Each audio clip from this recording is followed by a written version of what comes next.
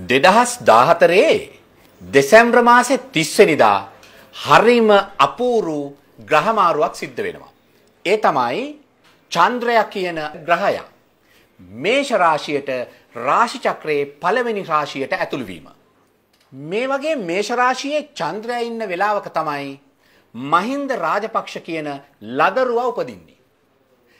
මේ සිදුවීමත් එක්කම මහින්ද රාජපක්ෂට විරුද්ධ වෙලා ගිය අනන්ත අප්‍රමාණ නායකයෝ බලවන්තයෝ විවිධ පෙරමුණුවල අය ආපහු සැරයක් මෙන්න 30 වෙනිදා ඉඳලා මහින්ද රාජපක්ෂගේ කකුල් දෙක ළඟට බලල් පැටව් වගේ එන්න පටන් ගන්නවා.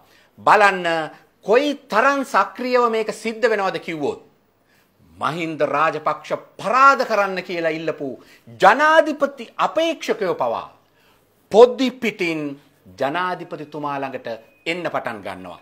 ඒ තරමටම උපදිනකොට තිබුණු මේ චන්ද්‍රයා මේෂ රාශියට ආපහු පැමිණීම විශිෂ්ටත්වයේ සහ විජයග්‍රහණේ මහින්ද රාජපක්ෂයන්ගේ රාජකීයත්වය විශිෂ්ටත්වයට පත් කරන ග්‍රහමාරුවක් කියලා මම වගකීමෙන් මේ වෙලාවේදී ඔබට ඔන්න අනාවැකියක් හැටියට ඉදිරිපත් කරනවා. බලන්න දිනපතාම මේ අනාවැකිය ස්ථාවර වෙන හැටි, සාර්ථක වෙන හැටි, සත්‍යක් වෙන හැටි.